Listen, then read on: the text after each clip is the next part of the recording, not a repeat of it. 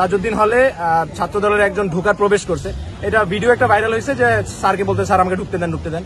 তো ওই জায়গাটাতে সাধারণ শিক্ষার্থীরাই বলছে যে ভুয়া ভুয়া বলে তাকে ওখান থেকে বের করেছে। তো আপনি কেন্দ্রে কেন্দ্রে ঘুরবেন, আপনি তখন বুঝতে পারবেন আসলে জনগণের পালস বা ছাত্রদের পালস আপনি তখন বুঝতে পারবেন।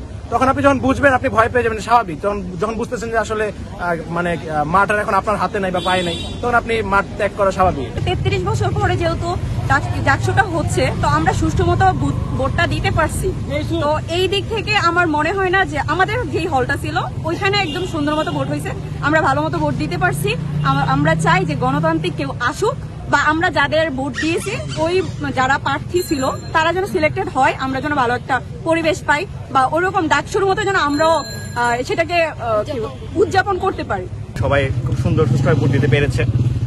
যারা এই ধরনের অভিযোগ করতেছে তাদের অন্য কোনো উদ্দেশ্য থাকতে পারে, বাট আমরা দেখতে পেয়েছি যারা ভোট দিয়েছে, আমরা ওপিনিয়ন নেওয়ার পর জানতে পেরেছি তারা খুব ভোট দিয়ে উচ্ছ্বসিত, যেহেতু জাহাঙ্গীরনগরে 33 বছর নির্বাচন হয়েছে। তো আমরা বিষয়টা এনজয় করেছি।